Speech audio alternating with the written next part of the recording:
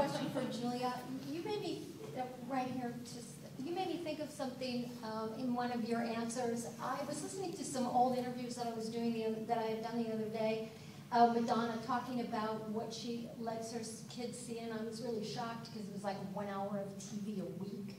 And then last night I was watching Michelle Obama, who was on Jay Leno, and the president's kids can get on their computer or watch TV like 2 hours a week.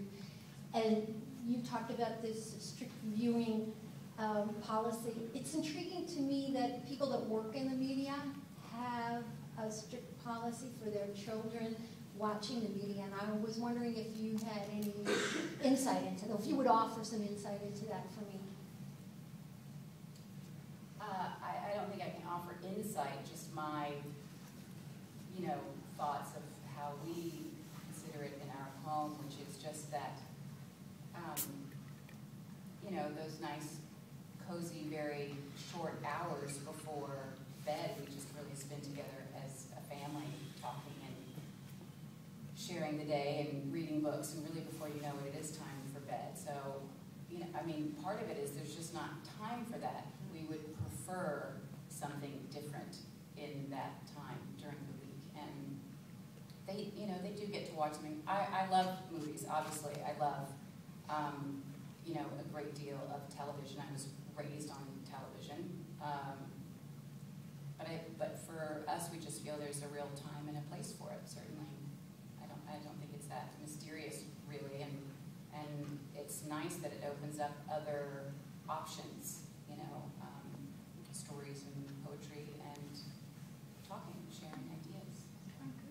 Thank you. For Ms. Roberts, when you were first establishing yourself in Hollywood, did you ever find yourself on the receiving end of any evil queen type treatment from actresses who still saw themselves as the fairest in the land? Yes, but I wouldn't limit it to just actresses. But I did. That's, yeah. Which is, if people feel good about really kind of participating in that way in things, it was, those are good lessons too, to learn how you never, ever, ever want to behave to another person. So there's that value. My question over here is for Lily.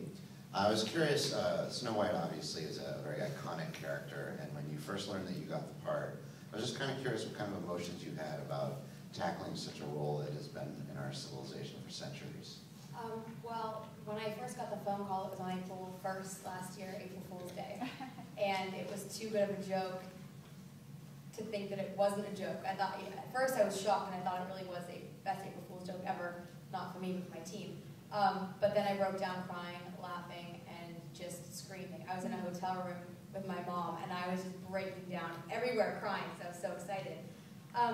As to the iconic nature of the role, I don't think I realized, but I don't think I truly realized until all of you have been asking after the past few days, were you nervous to take on an iconic role? Like, what was it like? If I had been asked this amount of questions about this topic before I shot, I don't even know what I would have been like entering that set, because I feel like it was such a blessing to get the role that I was just so excited to go into it. And I think that had I gone into it with all this nervousness, probably wouldn't have gotten the same performance out of myself, because I was way more open to spontaneity. Over here. Julie and Lily, can you please talk about working with Armie Hammer? Maybe Lily, you had some really physical Lily, you had some very physical scenes with him, and Julie, you had some very entertaining scenes with him. He's good on the chin, that one, because he just went way up. He's so big. He's gone off to another movie now, so I don't think we should give him too much attention.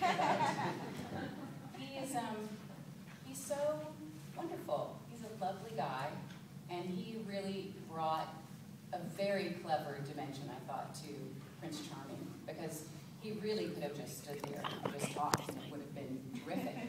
And